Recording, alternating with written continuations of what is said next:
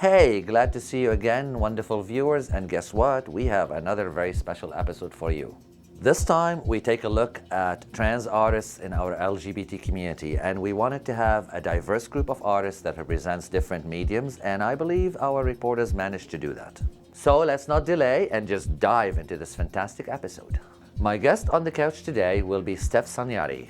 I don't even know where to start with this young lady of 19 years old. Stef is interesting on so many levels, but the one big highlight is she's a very popular internet video blogger. We decided to do something different this time. We're gonna go visit Stef at her place. So come with me, let's go on a road trip. And here we are on Stef's couch. Stef, how are you today? I'm good, thank you. How are you? I'm doing wonderful, Good. Thanks a lot. Let's start with a simple question. What's a video blogger? Well, a video blogger really is anybody that records their thoughts, interests, or life to share with people online. It's also starting to expand to other media like television, things like that. What have you blogged about? I blog about a variety of things. Primarily, I blog about beauty and makeup. They're not always synonymous, right? So there's a variety in there, but I also like to blog about gaming and trans issues or other variety of social issues as well. How long have you blogged for? I actually started back in high school quite a while ago. It was when I was about maybe 12 or 13, and I had no idea what I was doing, and it was just a mess. But it helped me break down my barrier, and I learned how to talk to people through blogging, and that was like my social experience.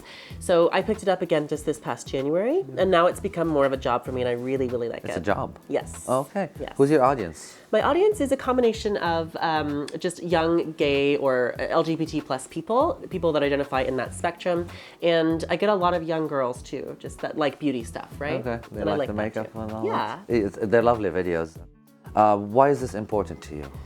Well, like I said earlier, blogging as a younger teenager helped me to have a social experience because I was not popular at school. I've never been to a party in my life still. So it was my social experience, and it's almost like a nostalgia for me every time I blog or every time I record something, and it feels, I have a connection to people online. Like it feels good. Is it an art? It can be. Okay. I think it can be. How do you see it as an art? Yeah. Well, you can really express yourself artistically through it, right? I don't really consider it an art when I do an update on my transition, for example. I don't think that's necessarily artistic, but then I have other videos like I Love Myself, for example, is one that I did. Mm-hmm. It's poetry, and what I think is poetry, at least.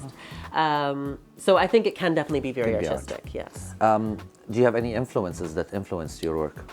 Yeah, I would. Who would that be? Yeah. I actually, when I was younger, I watched all of the original beauty gurus. That would be like Michelle Phan, Candy Johnson, Petra Lude was a big one when I was a kid too. And now I would say I'm really inspired by people like Miles J, who is like making waves and being just completely genderqueer and awesome. Okay. And my roommate, actually ALB in Wonderland, helped me just boot myself off. I didn't have a camera for the longest time. I was borrowing hers. So she's been very helpful. Nice. Where do you see yourself taking your blogging? I would like to honestly do more kind of brand partnerships, things that are more kind of structured, more polished, because until recently my style's been more personal, Freestyle, at home, FaceTime, okay. Things like that. So I'd like to do more polished, more pizzazz, right? Okay. I'd like to step it up a little bit. We're going to take a little break. We're going to join reporter Kat Grant on location, talking to another special guest, and we will be back with Stef.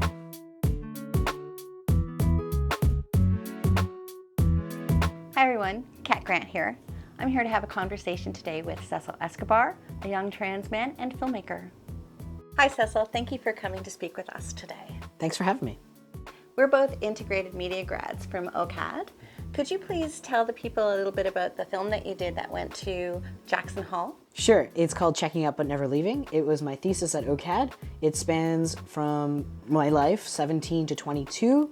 I just turned the camera on myself for all my projects at OCAD and made a little narrative about it that deals with my substance abuse problems and the relationship I was in at the time.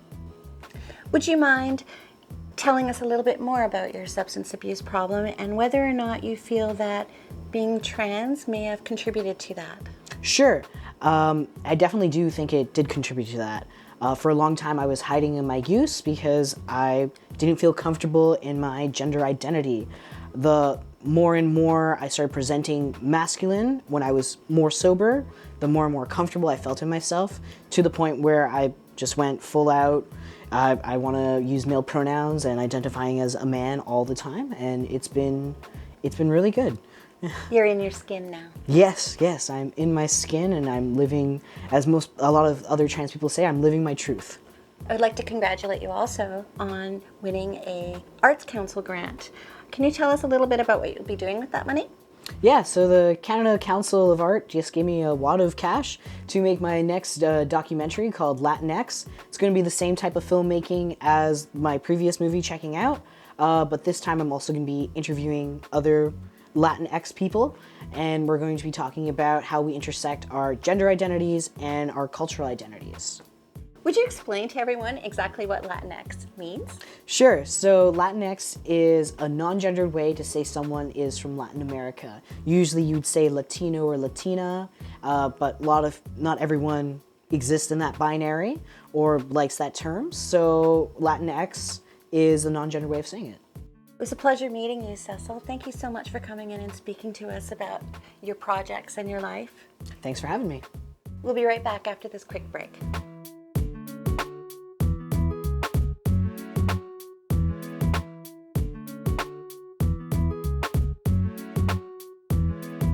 And we are back with Stef, everyone. We are having a delightful chat. But now let's get to know you a little bit better. Sure. What would you like to share with our viewers about being transgender? Well, it's a very big personal experience. Everybody experiences it differently. Everybody falls somewhere different on the spectrum. So my experience will not be the same as anybody else's. So I think the important thing to share would be to just always trust yourself and your instinct when it comes to this kind of thing. What about your childhood growing up? What can you tell us about that? Well, I was always interested in feminine things. I actually had a huge collection of Barbies when I was a kid. I even had, my favorite one was it had a shopping cart and it walked, and I was obsessed. I loved it. I've also, I was obsessed with Disney princesses. I actually brought Valentine's to Disney World one year and gave it to every single princess. So I've always gravitated towards those people and those things. So I don't think there was, I've never even played with a monster truck. I don't know when that would have happened. Neither have I. But Yeah. family, immediate and extended, are they supportive? Have they been supportive? Yes, absolutely. At first there was a bit of a hurdle because not everybody understands, but there was never a malicious intent with any of my family. I've been very lucky and very blessed to have extremely supportive family, extended and close. That's great to hear. Yes, thank you. About you, what are your hopes and dreams in life? In life, wow. I really want to raise Big lots question, of children. I know. mean, it's important though, because everybody, We have to have hopes and dreams. Yeah, absolutely. And there's a misconception too with trans people that we all want to be some kind of a performer or something, which I do. But that's besides the point. I also want to be a mother. I want to have lots of kids. Yeah, awesome. Yes, I want to adopt many kids. I've been surrounded by kids my entire life. So that's definitely, I think, my primary hope in life would be to have many children. Very nice. The LGBT community, let's talk a little bit about it. Okay. Things that you like about it, things that we all could do better. Well, okay. I really like the open-mindedness of the community. I find it's rare to find somebody that doesn't want to associate with you because of who you are.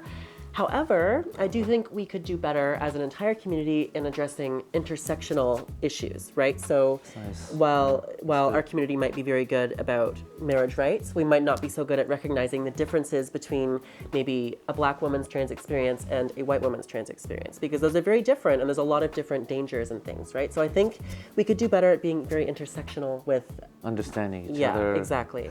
Yeah, beautiful. So folks, we're gonna take a little break from lovely Stef, and we're gonna join our reporter Christine Newman on location, and we will be back after that.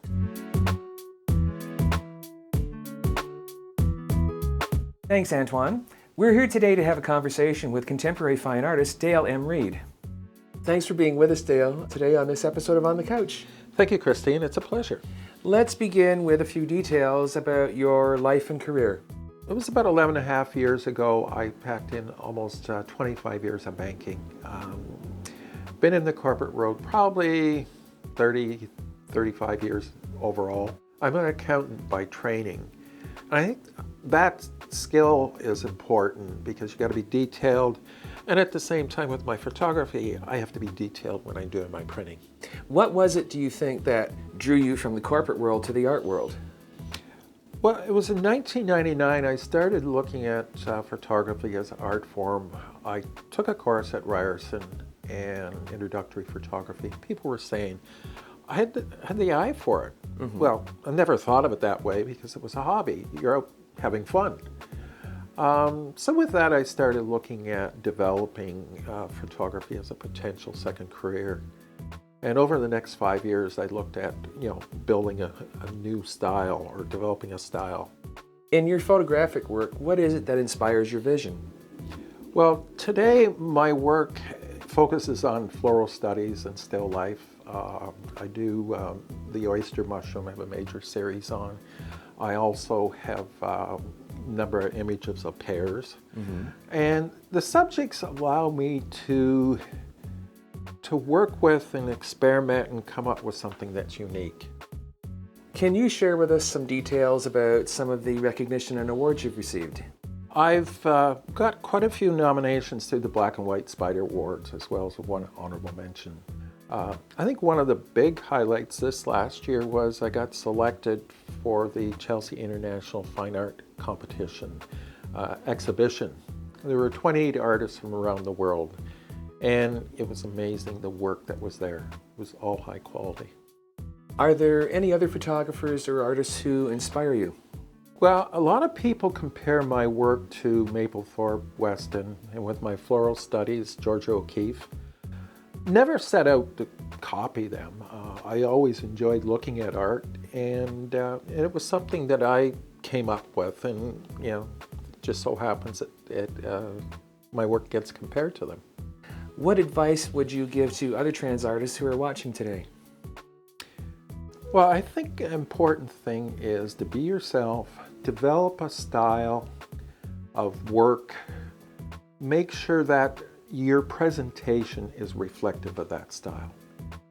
And you have to be out there and interact with people and be as natural as possible. Be open to them, and I think they'll accept you. Dale, thanks for being with us today here on the couch. It's been a pleasure, Christine. Thank you for having me. Great. And we'll be back after this brief break.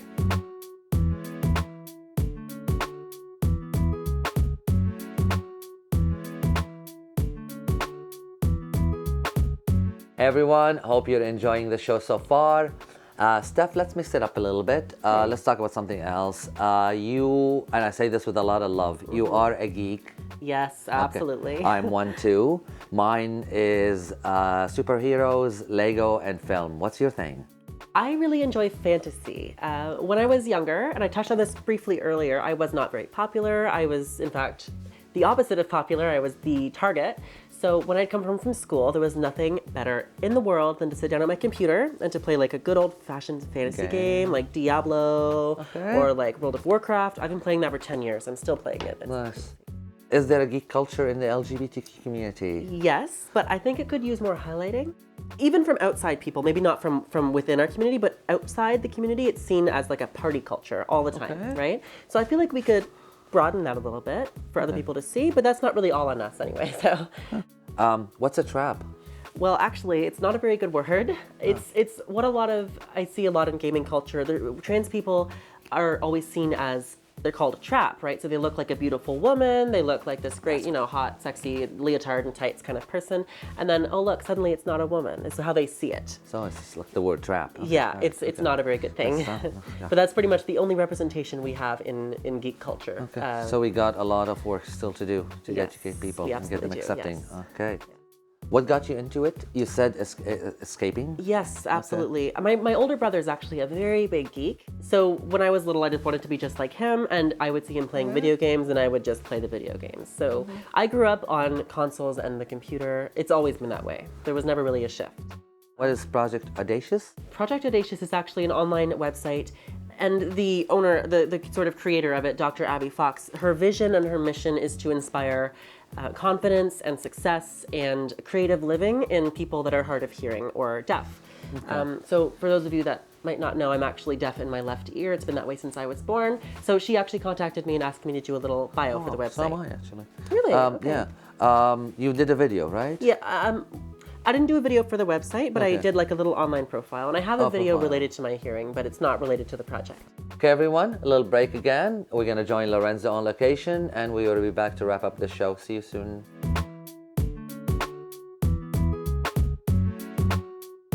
Today, I'll be having a conversation with Toronto illustrator and writer Kismet Dyment. Thank you so much for joining us, Kismet. Why don't we start off with asking a little bit about what inspires you artistically? In terms of my artistic inspiration, I've observed about myself that there are artists that intrigue me that other people would consider, kind of on the extreme edge of self-expression, and yet I resist learning about people who, the essentials of self-expression are really what's always key to me throughout, the whole punk movement and all these things that occurred, despite them seeming overly gritty to some individuals. I'm always interested by the self-expression as key, so I would say that that's been truly what's inspired me up to this stage. Now you have a current project that you're really proud of called graphic recording. I'm sure we would love to know a little bit more about that. Well, thanks for realizing that graphic recording is really my baby. It's meant so much to me. I've worked very hard over the last year or so, putting together a decent portfolio and beginning to work with clients and developing a teaching style so that I can start to workshop and train others to understand some of the fundamentals around visual recording and how to do this in any context. Throughout my life, I've seen things in visuals, and from my bio that I've been published many times as a cartoonist. I do short, snappy, clear and easy to understand visual imagery, but I never really saw a professional application for it or a way I could train others because I like to teach too. And then suddenly it all came together, and with a lot of hard work, I'm about to have a nice website that will be a resource as well for others on how to do this. Now, you recently collaborated with Ursula Flug on motion sickness, and why don't you tell us a little bit about that collaboration? Thanks very much, Lorenzo. That was a massive honor. As you may know, Ursula's mother, Christiane Flug, is in the AGO and in other major galleries circulating in Canada. And if you study fine art, all second-year students will study Ursula's mom. So to be her artist for a project meant a great deal for her daughter. The artist for Ursula. Ursula's basically written a coming of age, and again, it's kind of a gritty, intense tale that's from the edge, which is the stuff I like. But this is also highly readable, and it's a great gift if you've got a young niece or nephew or someone around that age group in particular, or you just want to take a trip back in time. Ursula's a highly published science fiction author, but she has fictionalized her own life experience and coming of age in a way that I think is a very valid work. Where can we find out a little bit more about you, and do we have any upcoming publications that maybe we can look out for?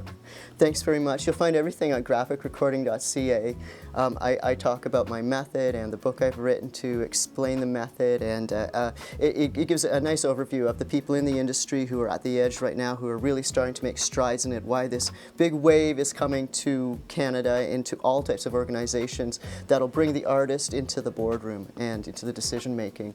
Thank you so much, Kismet, once again for joining us on the couch. Really, thank you very much, Lorenzo, it's a pleasure to meet you and your whole team here. It's a super great project on the couch.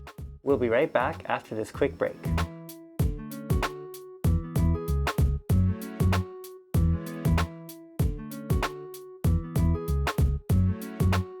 Hi, reporter Justin Preston here, and today I have the pleasure of interviewing Elissa Barclay and her guitarist band member, Jackie Moore. Thank you guys so much for being on the show. Thanks for having us. Thank you, Justin. Anytime. I would like to know what you're working on these days, Warrior Girl. We're in the studio daily working on our live performance and playing shows. And how about you, Jackie? Well, I'm looking forward to some local and regional shows with Elissa to help promote her new album, Glass and Wire. Who is your musical influence, Jackie? Well, I learned to play guitar early in life at around 16, 17. And at that time, it was mostly punk bands like Sex Pistols and the Ramones. I learned how to play guitar, and to be honest with you, that's pretty much how I still play it. And what about you, Warrior Girl? I was really enthralled with punk rock music, grunge music, Nirvana. I really like female vocals, Grace Slick back from the 60s, Billie Holiday, and Amanda Palmer from now, this time, St. Vincent. So anything that's edgy. So Jackie, you joined the band this year. That's right. Let's talk about having a trans musician joining the band. Warrior Girl, did you have to deal with any negativity? Ever since I started this, I did experience negativity before Jackie at times with sexism and discrimination, and it has happened a couple times with her in the band, but we like to focus on the positive, and our message is to be inclusive and fight for equality. I would like to know who inspires you, Warrior Girl. Drug addicts inspire me, homeless people inspire me, people who are suffering and marginalized, oppressed. So I like to bring their voices into the music. And how about you, Jackie? Who inspires you? How do you follow that? Wow. Really, I guess inspired to be myself and to be an individual. There have been so many people along the way. I mean, friends, people you interact with on the internet, celebrities like Laverne Cox and Laura Jane Grace. I mean, life is a journey, and every step of the way, there's something that guides your direction. So, if you guys could create a world to change or make better, what would your world be, Jackie? Well, I think if I had to create my own world, it would take all day to describe all the things I think's wrong with this world. But if I could maybe change one thing, I think I'd like everybody to wake up tomorrow morning and to be able to walk out the front door and express their identity as an individual any way that they see fit, without fear of ridicule or harassment or anything like that. I believe in equality for all creatures and all people, so that would be a better world for me, and also truth and respect. I would like to thank you guys so much for being on the show. I really appreciate what you guys had to say today. We appreciate you. Thank you, Justin. Anytime. Now let's get back to Antoine as he talks with Steph. Bye, everyone. Bye. Sadly, all good things come to an end, so it's time to wrap up the show and say goodbye. But first, we're gonna have some quick questions for Steph. I can't wait. Steph, what's your favorite color? Lavender. What's your favorite dish? Ooh, burgers came to mind first. What's your favorite flower? Iris. Okay. A song you identify with as a trans woman? It's got nothing to do with trans experience, actually, but there's a song by FKA Twigs called 2 Weeks that I was listening to when I found out I was trans, so that was big. Something you would like to say to other trans artists? Always keep creating. Don't let people put you into a box, and then you don't experiment with everything. Make sure you are creating true to yourself. Thank you, Steph, for being on the show. This was wonderful. Thank you so much for coming over. I really appreciate it. Well, there you have it, folks. We got to meet some very interesting trans artists in our LGBT community, and there are many more out there. And a little reminder, like us on Facebook, and don't forget to subscribe to our channel. So my friends, creativity and artistry is a beautiful thing. Let's support and love one another and inspire love all around us. See you next time.